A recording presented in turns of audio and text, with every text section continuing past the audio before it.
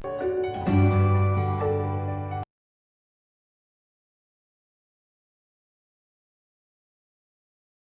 students. Now after discussing about the uterus, we are going to discuss about the remaining part of the female reproductive system. Yes. Fourth part is the vagina, that is about 7.5 centimeter long and open outside in the vestibule by an opening by the vaginal orifice. Yes, open into vestibule, that is the pore-like structures by the vaginal orifice. The space between vaginal wall and the cervix is known as the fornix. Okay. After that, we can say extragenital part is there in the females. There are two pair of fleshy folds. One is outer fold and second is the inner. Outer fold is it larger and is called labia majora. Inner fold is smaller, thin and moist, called labia minora. And this labia minora also have an small erectile structure that is known as the clitoris. Yes. After that, we can say there are two types of opening in the females, urethra and the vagina. Both are opened separately by the separate apertures, like the urethral openings and the vaginal openings. So vaginal openings is covered by a membrane that is known as the hymen. And what type of glands are there in the females is the vestibular gland is there, that is also known as the Bartholin gland. Okay, it is found in the sides of vaginal orifice. But I am saying that vaginal orifice is also here. Vaginal orifice where the vagina will be open. So in the sides of vaginal orifice, Bartholin glands are lies, which will secrete a clear viscous fluid. Yes, that clear viscous fluid will help in the lubrication. So we can see in the females, the gametes is mainly the ovum that is released by the ovary. But formation of the gametes will release in the early stages. Yes, when the female is in the embryonic stage in the womb of the mother. But it will start to release at the puberty, and puberty is the stage when the female starts to produce the gametes outside. So the process of formation of the gamete is known as the oogenesis, that we will discuss later. And when the first menstruation process will start, that is known as the menstruation, when first egg will start to release outside the body in the females during the puberty. And when the menstruation process will start in the females, that is known as the menopause, because females will produce one egg in each month. So alternatively ovaries will produce the eggs alternatively by the months. Now we are going to discuss about the hormonal control in the female reproductive system. Yes, how the hormones are produced and how they are perform the functions to control the formation of the egg and to control the female reproductive system. So now I have drawn a flowchart diagram here which shows that hypothalamus is the gland that is found in our cranium inside the brain. So hypothalamus release the GnRH hormone, that is gonadotrophic releaser hormone, which will act on the anterior pituitary gland. Yes, anterior part of the pituitary gland, which will further release two hormone, LH luteinizing hormone, FSH follicle stimulating hormone. These LH and FSH both will act on the ovary. Okay, so in the ovary, the formation of egg will takes place. That will require the production of both the hormones LH and FSH. In response, ovary will produce the two hormones estrogen and progesterone. Okay, now discuss it. FSH means follicle stimulating hormone.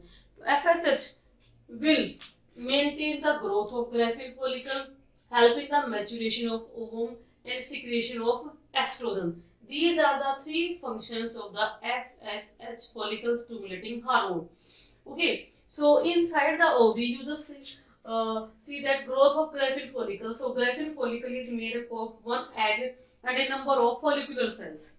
And in response of FSH, these follicular cells will release the estrogen. Yes, this estrogen. And as the concentration of estrogen increase, concentration of estrogen increase. In response, concentration of FSH will be decrease. And when the concentration of FSH will be decreased, concentration of LH will be increase. Okay, I am repeating again. When the this FSH hormone is there, that will start the production of the estrogen hormone. This estrogen hormone released by the follicular cells. But when the concentration of estrogen will starts to increase, in response, FSH concentration will starts to decrease. And if the concentration of FSH will decrease, then concentration of LH will be increased. And this increased concentration of LH hormone will cause ovulation. Yes, LH will cause the ovulation, release of the ovum at the secondary oocyte stage. After that, this LH is also cause the secretion of the progesterone. How? Yes, when ovulation will be there, egg will be released outside the ovary, and remaining part that is left inside the ovary is the corpus luteum. Okay, and that corpus luteum will release the hormone progesterone, and this progesterone will cause the implantation. Implantation, yes, attachment of the blastocyst on the endometrial wall of the uterus is known as the implantation. This progesterone also suspend the ovulation. That means when progesterone is releasing, that means it is preparing the bed for the blastocyst and preparing the bed for the fetus. At that time, it will suspend the next menstruation cycle. So it will suspend the ovulation till that progesterone is releasing. It will also cause the development of the fetus. Next, LH will help in the formation of corpus luteum. Yes, corpus luteum is continuously making the progesterone that will cause the implantation and suspend the ovulation also. So what would happen after that? When the corpus luteum will starts to degenerate, when the corpus luteum will starts to degenerate, yes, we can say that after the 1 month, near about after 4 weeks of the fertilization, after that placenta will be developed. And when placenta will be developed, it will start to make the progesterone. So no need of the corpus luteum at that time. So when placenta will start to make the progesterone, it will maintain its own bed for the developing of the fetus. Yes. So corpus luteum will start to degenerate and make the corpus albicans. And that corpus albicans will release the hormone relaxin. Yes, that is relaxin, which will help in the relaxation of the pelvic part after the birth. Okay, so these estrogen and progesterone will release and act on the uterus, but these hormones will control its own concentrations also. So there are two types of feedback system: positive feedback and the negative feedback. When the concentration of these hormones starts to decrease at the time of pregnancy, they will give the positive feedback to the brain, parental pituitary gland or the hypothalamus, we can say.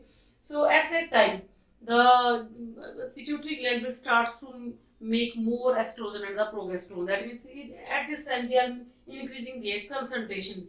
But when enough concentration of estrogen and progesterone is there, so what would happen at that time? They will give the negative feedback. That means they are giving the message to the brain, there is enough concentration of these hormones, so no need to make the hormones again. So they will stop its own secretion. That is known as the negative feedback. So this is the way how the hormones will control the female reproductive system in the menstrual cycle or in the month-wise system. Thank you, beta.